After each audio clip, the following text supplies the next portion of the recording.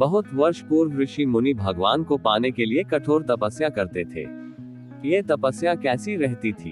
एक पांव पर खड़े होकर नमस्कार की मुद्रा में भगवान का नाम जप करना, पानी में नमस्कार की मुद्रा में खड़े रहकर अखंड भगवान का नाम जप करना, हिमालय जैसे पर्वत पर जाकर अत्यंत ठंड में एक ही जगह अनेक वर्षाएं तक बैठकर नाम जप करना, इस प्रकार तपस्या की जाती थी। तपस्या के समय न कुछ खाया जाता था, न ही पानी पिया जाता था।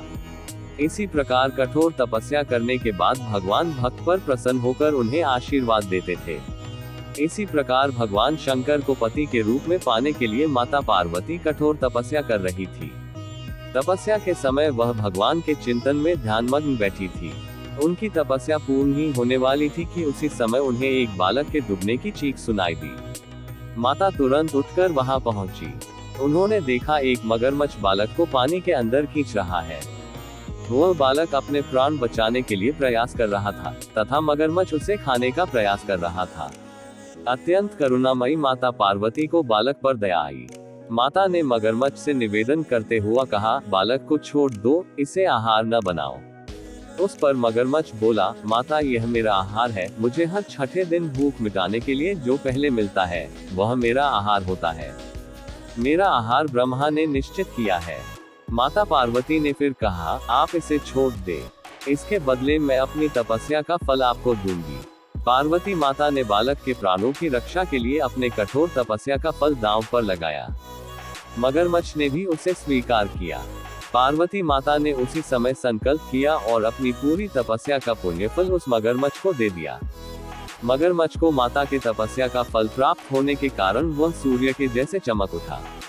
उसकी बुद्धि भी शुद्ध हो गई। उसने कहा, माता आप अपना पुण्य वापस ले ले, मैं इस बालक को छोड़ दूंगा।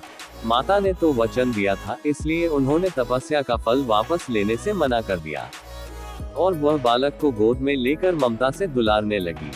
बाद में माता ने उस बालक को उसके घर सुरक्षित लौटा दिया और वे अपने स्थान पर वापस आ गई। भगवान शिव जी को प्राप्त करने हेतु उन्होंने पुनः तप करना आरंभ किया।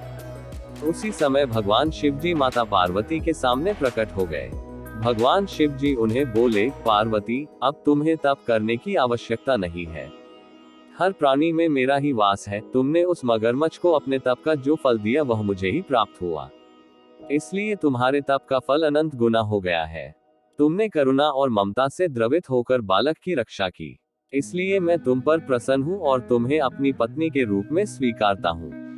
कथा का सारांश यही है कि जो अन्यों के हित की कामना करता है उस पर भगवान की असीम कृपा होती है।